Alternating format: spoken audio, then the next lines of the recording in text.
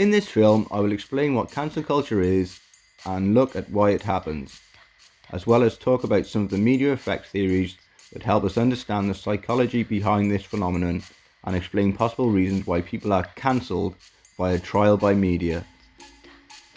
If we scratch the surface, we will see the way things are portrayed in the media aren't always quite as they seem. We will look at the various media effect theories, including hypodermic needle theory and Gabler's cultivation theory, Stuart Hall's reception theory, and Blumer and Katz' uses and gratifications theory, as well as parasocial relationships and Maslow's hierarchy of needs in this video. The phrase cancel culture is relatively new. However, it is a modern version of the age-old practice of shunning or excommunication, usually used as a way to punish and encourage people to conform with social norms. Cancel culture describes this practice of calling out or cancelling celebrities and public figures, mainly on social media, but also in the mainstream media for antisocial and unpopular behaviours.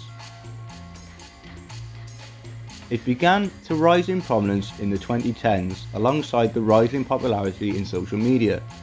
The hashtag MeToo movement and the hashtag Black Lives Matter movement that began around 2017 escalated the practice, and now it is quite common to call out politicians and celebrities online, and huge pressure can be applied by millions of people making their voices heard online within a very short space of time. This social pressure can result in being cancelled and can mean job loss and reputation loss. For example, British actor Noel Clarke was at the peak of his career when he was affected by cancel culture. It was decided he would be awarded with a BAFTA for Outstanding British Contribution to Cinema on the 29th of March 2021. Upon hearing the news, some prominent women in the industry came forward with allegations of sexual misconduct by Clarke. On the 10th of April 2021, BAFTA went ahead with the award despite media pressure due to the allegations.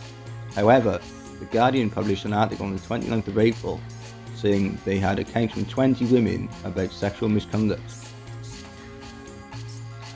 Police investigated the claims but decided not to press charges in March 2022. However, the phrase "no smoke without fire" comes to mind, and it remains to be seen what will happen to his career next. After this cancellation culture took hold all over social media, negative comments were made. His BAFTA membership was suspended, film projects were cancelled, his production company folded, and he was effectively a social outcast by June 2021.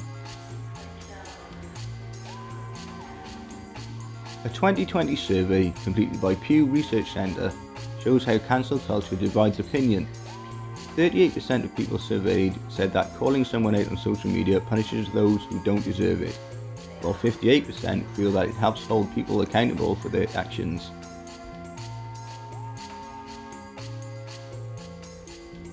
Another example is the media mogul Harvey Weinstein, who was also accused of sexual harassment on social media in a similar way, which resulted in total cancellation and his imprisonment in 2020.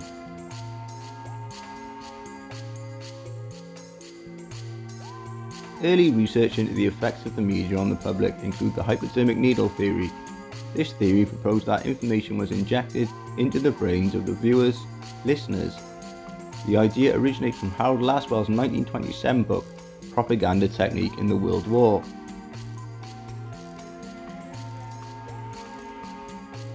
Throughout the 30s and 40s, it was thought that consumers of media were directly influenced by films and the mass media as well as wartime propaganda, and believed what they were told.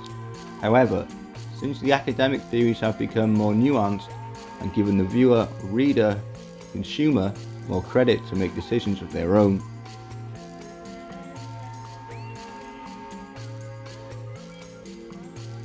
George Gerbner developed cultivation theory in the 1960s.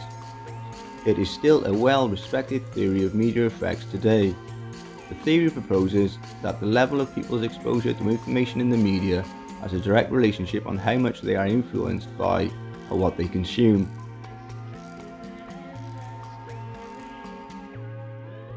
If they hear and see things over and over, they start to believe it, and their perceptions of social reality can be changed.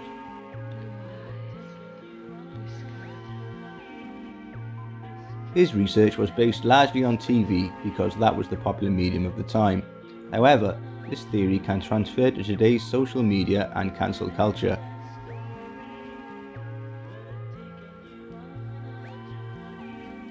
He argued that the world presented in the media does not always reflect real life, but is more of a fantasy version with far more beautiful people and violence portrayed than actually happens in real life.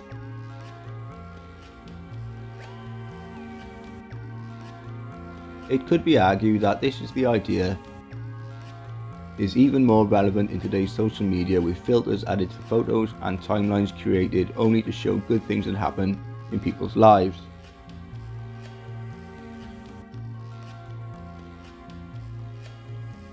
Jay Blumler and Ellilou Katz work in 1974 that studies cats. By and his fellow academics helped users and gratifications approach.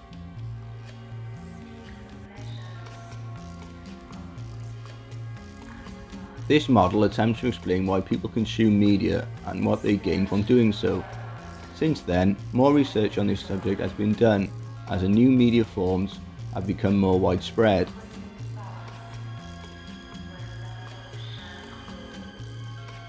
People use YouTube, social media sites like Snapchat, Instagram, Twitter and Facebook, as well as podcasts and websites to consume media in 2022.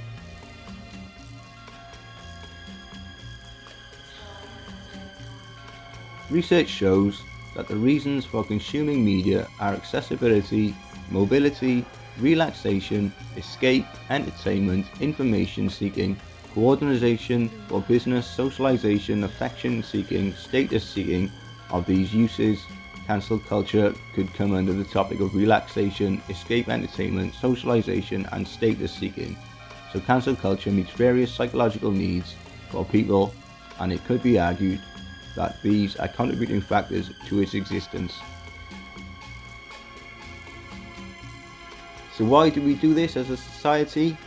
Why do we comment on Twitter or Facebook or Instagram and the like, judging people we almost certainly don't know personally and who have not done anything directly to hurt us personally? Part of the reason could be parasocial relationships. A term was devised by Horton, directly influenced by what they and Wall in 1956 to explain to the way people feel they actually know and have a one-sided relationship with the people they watch on TV.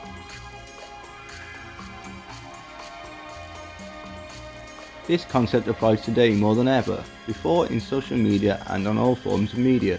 Celebrity culture is pervasive in today's society, and they use psychological techniques to achieve the parasocial relationships.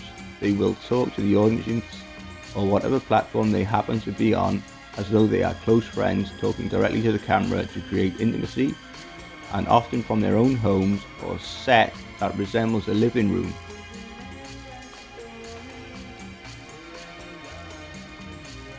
Regular consumers will often feel like they know the celebrity and develop an attachment to the celebrity known as parasocial relationship.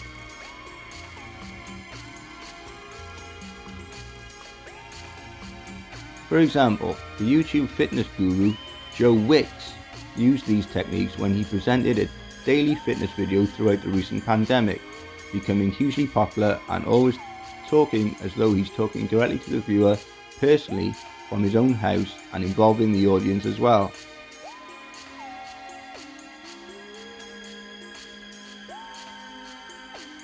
Once basic physical needs for food and safety are met, Maslow's famous hierarchy of needs places high importance on psychological needs such as belongingness and social relationships, as well as self-esteem and status.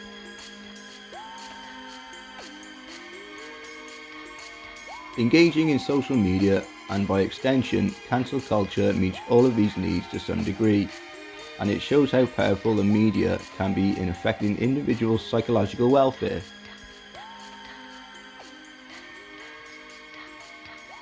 In conclusion, I would say that cancel culture meets psychological needs and is a way of creating and enforcing new social norms, and the various media effect theories mentioned support this suggestion.